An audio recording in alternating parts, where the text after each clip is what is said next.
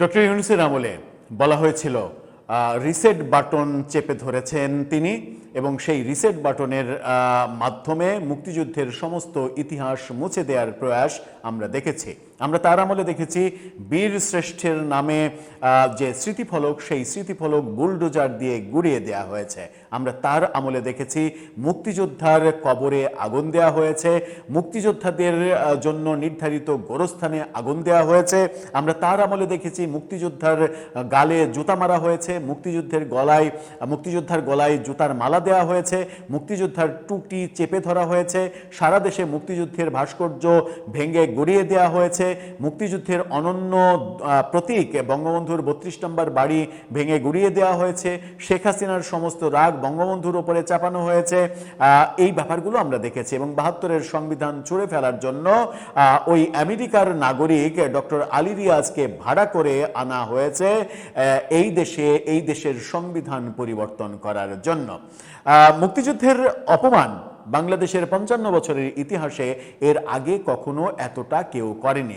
রাজাকাররাও কখনো এতটা ঔদ্ধত্য প্রকাশ করেনি গোপনেও যে মুক্তিযুদ্ধকে এভাবে অপমান করা যায়। কিন্তু প্রফেসর ইউনূসের আমলে রাজাকাররা দ্ব্যর্থহীন কণ্ঠে গলা বাজানো সুরে রীতিমতো মাইক লাগিয়ে তারা মুক্তিযুদ্ধকে অপমান করেছে, অপদস্থ করেছে, মুক্তিযুদ্ধ নিয়ে নানা ধরনের বাজে মন্তব্য করেছে। ১৬ই ডিসেম্বর বিজয় দিবস মানেনি, জাতীয় সঙ্গীত মানেনি, এই ব্যাপারগুলো আমরা দেখেছি।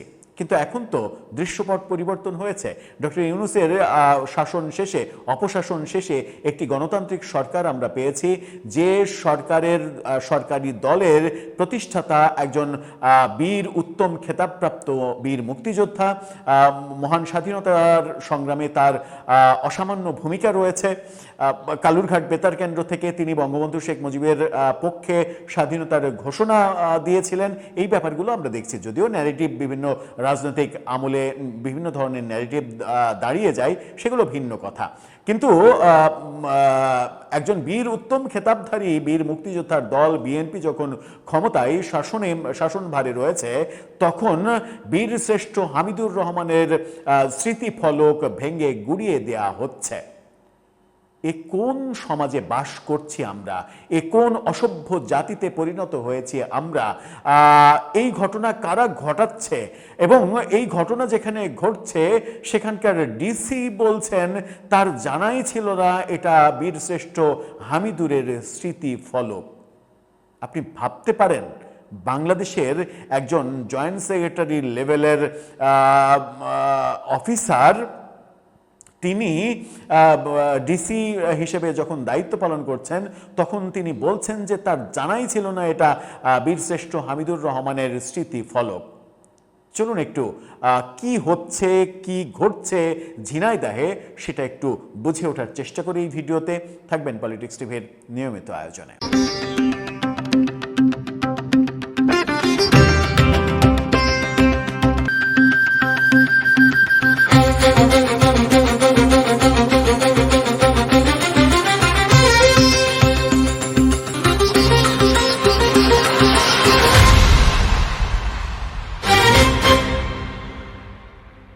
দর্শক, বারবার বলছি যে ঘটনাটা যদি ডক্টর ইউনূসের আমলে হতো তাহলে মেনে নেওয়া যেত, কারণ ডক্টর ইউনূস স্বাধীনতা বিরোধীদের পৃষ্ঠপোষকতা দেওয়ার জন্যই এসেছেন। সেখানে বীর শ্রেষ্ঠের স্মৃতিফলক বুলডোজার দিয়ে গুড়িয়ে দেবেন, এটাই স্বাভাবিক এবং দিয়েছেনও। রাস্তা বাড়ানোর অজুহাতে দেয়া হয়েছে, আবারও সেই রাস্তার অজুহাত এসেছে এবং এখন বিএনপি সরকার ক্ষমতায়।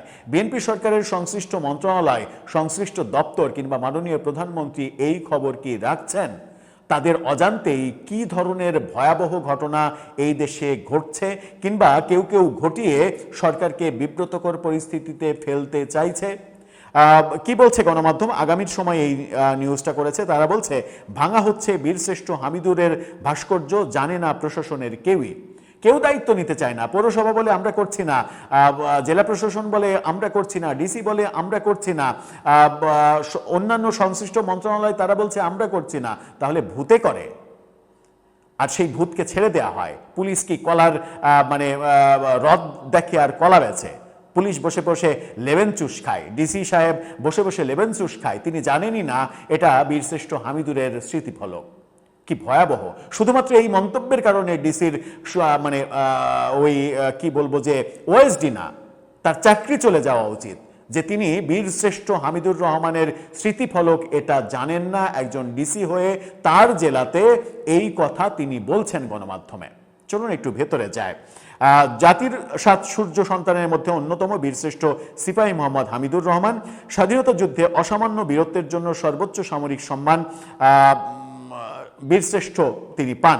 ঝিনাইদহে গত 4 দিন ধরে ভাঙা হচ্ছে সেই বীরশ্রেষ্ঠের নামে চত্বর ও অসম্পূর্ণ ভাস্কর্য।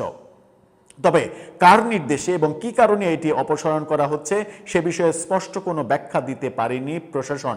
পৌরসভা বা সংশ্লিষ্ট কর্তৃপক্ষ কেউই দিতে পারেনি। বিষয়টি নিয়ে মুক্তিযোদ্ধা, সাংস্কৃতিক কর্মী, সুশীল সমাজ এবং সচেতন নাগরিকদের মধ্যে ক্ষোভ তৈরি হয়েছে। যদিও এই শ্রেণীর নাগরিকদের এদেশে আর কোনো মূল্য নেই। এমন রাজনৈতিক বাস্তবতা তৈরি হয়েছে যে এই শ্রেণীর মানুষ এখন আসলে অচ্ছুত শ্রেণী, এদের কোনো মূল্য নেই সমাজে।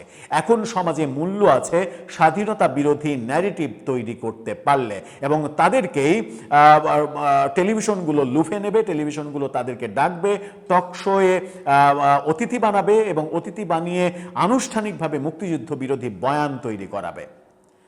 বীরশ্রেষ্ঠ হামিদুর রহমানের পরিবারের অভিযোগ, তাদের কিছু না জানিয়ে চত্বর অপসারণ করা হচ্ছে। তারা এটিকে ইতিহাস থেকে বীরের নাম মুছে ফেলার ষড়যন্ত্র মনে করছেন।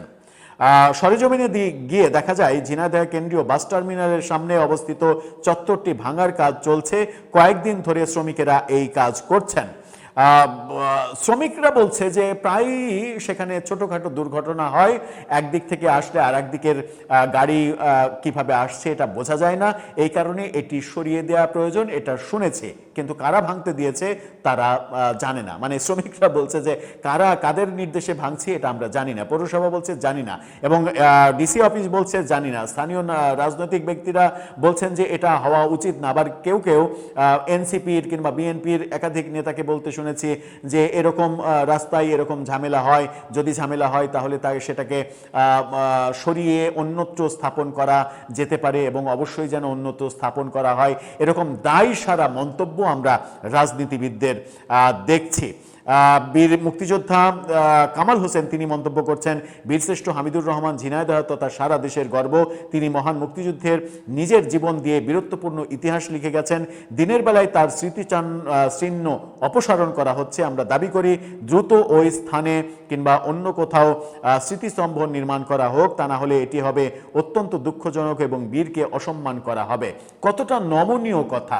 মানে সমাজ কতটা মুক্তিযুদ্ধের বিরুদ্ধে চলে গেছে যে একজন বীর মুক্তিযোদ্ধাকে এতটা নমনীয় কথা বলতে হচ্ছে।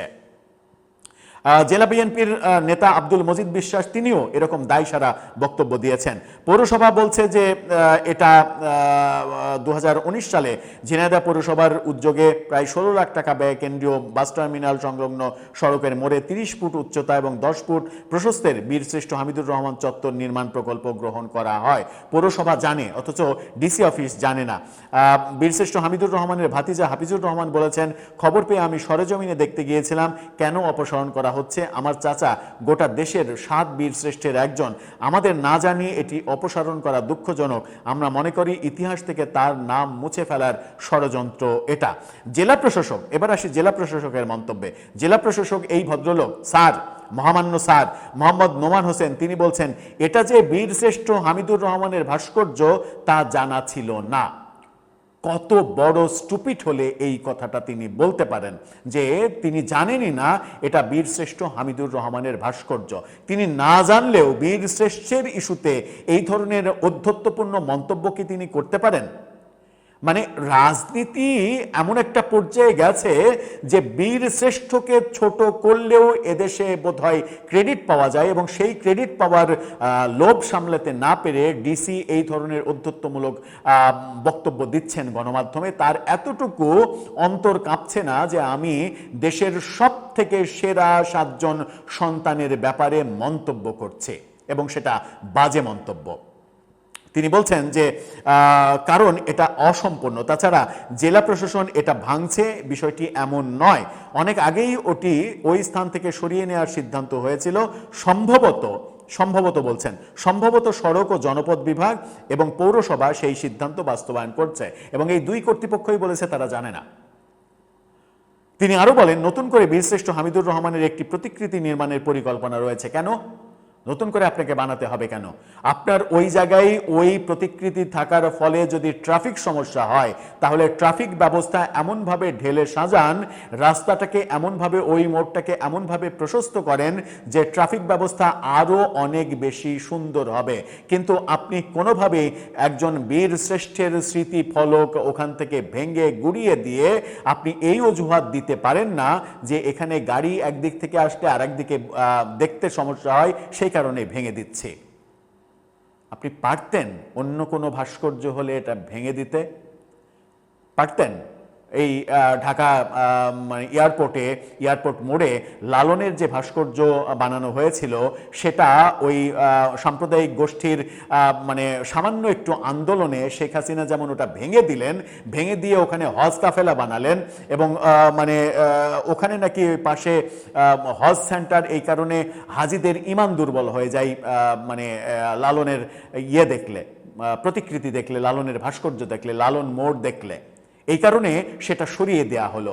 আপনি পারবেন এখন যেটা মানে হজের প্রতীক বানানো হয়েছে সেটাকে ট্রাফিকের অজুহাত দিয়ে ভেঙে দিতে, গুড়িয়ে দিতে পারবেন? আপনি ডিসি পারবেন যে আমার ওটা হজের প্রতিকৃতি কিনা, হজ কাফেলার ব্যাপার কিনা এটা আমার জানা নেই, এই মন্তব্য করতে পারবেন? সাহস আছে আপনার? কিন্তু বীর শ্রেষ্ঠের ব্যাপারে পারছেন। আপনিও সম্ভবত ওই রিসেট বাটনেরই একটা অংশ, যে রিসেট বাটন পুশ করেছিলেন ডক্টর ইউনূস মুক্তিযুদ্ধকে ভুলিয়ে দেওয়ার জন্য। দর্শক, আপনার মন্তব্য জানিয়ে লিখতেও পারেন, নাও লিখতে পারেন, কারণ এই ব্যাপারে লিখে আদতে কোনো লাভ নেই।